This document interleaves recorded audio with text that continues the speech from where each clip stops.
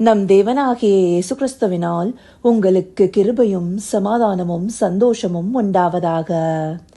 இன்னைக்கு சத்தியத்தை குறித்து நாம பார்க்கவிருக்கிற வேத பகுதி எபேசியர் 4வது அதிகாரம் வசனம் 21. Ephesians chapter 4 verse 21. இயேசுவினிடத்திலுள்ள சத்தியத்தின்படியே நீங்கள் அவரிடத்தில் கேட்டறிந்து அவரால் போதிக்கப்பட்டீர்களே. பவுலடியார் எபேசு சபைக்கு எழுதின இந்த வார்த்தைகள்ல இயேசுவினிடத்திலுள்ள சத்தியத்தின்படியேன்னு சொல்லியிருக்காரு. ஆண்டவராகிய இயேசு கிறிஸ்துவே சத்தியமாக இருக்கிறாரு. அவரை அனுப்பின பிதாவும் சத்தியமாக இருக்கிறாரு. அவரால் தந்தரப்பட்ட பரிசுத்த ஆவியானவரும் சத்தியமா இருக்காரு. அவர் மூலமாக நாம பெற்றுக்கொண்ட வார்த்தைகளும் சத்தியமாக இருக்கு. அப்படி தேவனும் தேவனை சார்ந்த எல்லாமுமே சத்தியமாகவே இருக்கு. அப்படி இருக்கும்போது இங்க இயேசுவினிடத்தில் உள்ள சத்தியத்தின்படின்னு சொல்லப்பட்டிருக்கு. அது எந்த சத்தியத்தை குறிக்குது? இந்த வசனத்துல மேற்படியாக சொல்லப்பட்ட வார்த்தைகளை பார்க்கும்போது அது என்ன சத்தியம் நமக்கு புரியும். நீங்கள் அவரிடத்தில் கேட்டறிந்து அவரால் போதிக்கப்பட்டீர்களே. இங்க சொல்லப்பட்டபடி நீங்கள் அவரிடத்தில் கேட்டறிந்துன்னு சொல்லப்படும் போது ஆண்டவராகிய இயேசு கிறிஸ்துவிடத்திலிருந்து எதையும் எபேசு சபை நேரடியாக கேட்டறியல, இல்ல எதுவும் அவரால் போதிக்கப்படல. அப்போ அவரிடத்தில் கேட்டறிந்து அவரால் போதிக்கப்பட்டீர்களேன்னு சொல்லப்படும் போது அது சத்திய ஆவியானவரை குறிக்கிறதாக இருக்கு. இங்க இயேசுவிடத்தில் உள்ள சத்தியம்னு சொல்லப்பட்டிருக்கிறது பரிசுத்த ஆவியானவரை குறிக்குது. எபேசியர் 1:13 வசனத்துல நீங்களும் உங்கள் ரட்சிப்பின் சுவிசேஷமாகிய சத்திய வசனத்தை கேட்டு விசுவாசிகளான போது வாக்குத்தத்தம் பண்ணப்பட்ட பரிசுத்த ஆவியால் அவருக்குள் முத்திரை போடப்பட்டீர்கள். அப்படியாக ஆண்டவராகிய இயேசு கிறிஸ்துவை அறிவிக்கிற சுவிசேஷமாகிய சத்திய வசனத்தை நாம கேட்ட போது விசுவாசிகளாகிறோம். அப்படியாக விசுவாசிகளாகும் போது நமக்கு வாக்குத்தத்தம் பண்ணப்பட்ட பரிசுத்த ஆவியானவர் தந்தரப்படுகிறார். அவர் நமக்குள்ள நிலைத்திருக்கிற அபிஷேகமாக இருக்கிறார்னு சொல்லிட்டு 1 யோவான் 2வது அதிகாரம் 20வது வசனம் சொல்லுது. அதே 1 யோவான் 2வது அதிகாரத்துல 27வது வசனத்துல பார்த்தோம்னா, நீங்கள் அவராலே பெற்ற அபிஷேகம் உங்களில் நிலைத்திருக்கிறது, ஒருவரும் உங்களுக்கு போதிக்க வேண்டுவதில்லை.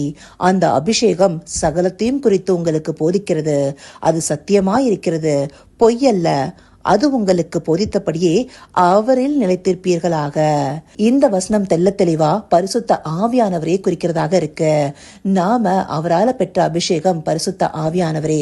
அவர் சத்தியமா இருக்கிறார்னோ, அவர் சகலத்தையும் குறித்து நமக்கு போதிக்கிறார்னோ இந்த வார்த்தைகள் நமக்கு தெளிவா சொல்லுது. அது மாத்திரம் இல்லாம யோவான்ல ஆண்டவராகிய இயேசு கிறிஸ்து தாமே சத்திய ஆவியாகிய அவர் வரும்போது நம்ம சகல சத்தியத்திற்குள்ளயும் நடத்துவார்னு சொல்லியிருக்காரு. அப்படி நாம இன்றைக்கு பிரதானமா பார்க்கிற எபேசியர் 4வது அதிகாரம் 21வது வசனத்துல சொல்லப்பட்டிருக்கிற இயேசுவிடத்தில் உள்ள சத்தியமானது சத்திய ஆவியானவரை குறிக்குது. அவரிடத்துல நாம கேட்டறிந்து அவரால போதிக்கப்பட்டிருக்கோம். அப்படியாக நாம போதிக்கப்பட்டிருக்கிறவர்களாக இருப்போமே ஆனால் நமக்குள்ளார ஒரு வித்தியாசம் காணப்படும். அதையே இந்த பகுதியில பவுலடியார் பிரித்து காண்பித்திருக்கிறாரு. இந்த சத்திய ஆவியானவரை பெற்றுக்கொள்ளாத புறஜாதிகள் எப்படி இருக்கிறாங்க? புத்தியில அந்தகாரப்பட்டு இருதயத்துல கடின உண்டாகி அறியாமைனால தேவனுக்கு அந்நியராக இருக்கிறாங்க. இதை இதே அதிகாரம் 18வது வசனத்துல பார்க்கலாம். அந்தபடி உணர்வில்லாதவர்களாக தங்களை அசுத்தத்திற்கும் காம விகாரத்திற்கும் ஒப்பு கொடுத்தவர்களாக நாம இருக்க போறதில்ல. ஏன்னா நாம சத்திய ஆவியானவரால போதிக்கப்பட்டவர்களாக இருக்கிறோம். அப்போ நாம இந்த உலகத்திலிருந்து பிரித்திருக்கப்பட்டு முந்தின நடக்கைக்குரிய மோசம் போக்கும் மெச்சைகளாலே கெட்டு போகிற பழைய மனுஷனை களைந்து போட்டிருக்கோம். அதை தெளிவா 22வது வசனம் காண்பிக்குது.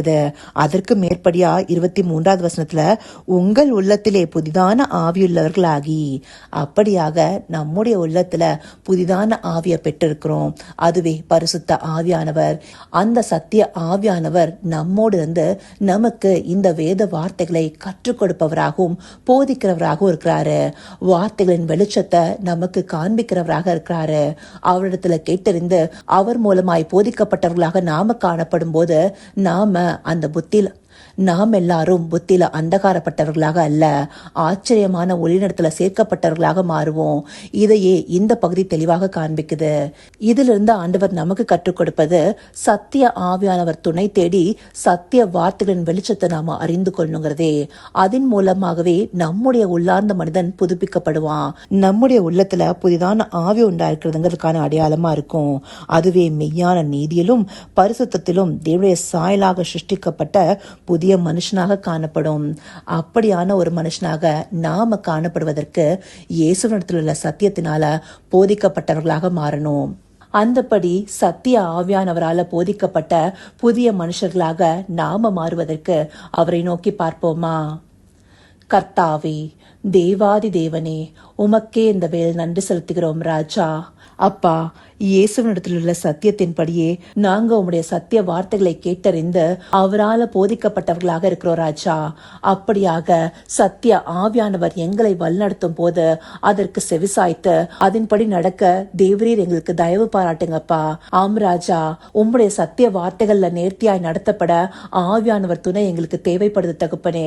அவரால் போதிக்கப்படும் போது சத்தியத்தை நாங்கள் சரியாக அறிந்து கொள்ள முடியுங்கிறத இந்த பகுதிகள் மூலமா எங்களுக்கு விளக்கியிருக்கீங்க தகப்பனே. அப்படியாக சரியான சத்தியத்தை உணர்ந்து கொள்ளும் அபிஷேகத்தை பெற்றவர்களாய் உம்மிடத்துல எங்களை முற்றிலுமாய் ஒப்புக் கொடுத்தவர்களாய் நாங்க மாறுவதற்கு தேவரீர் எங்களை ஏற்று நடத்துங்கப்பா.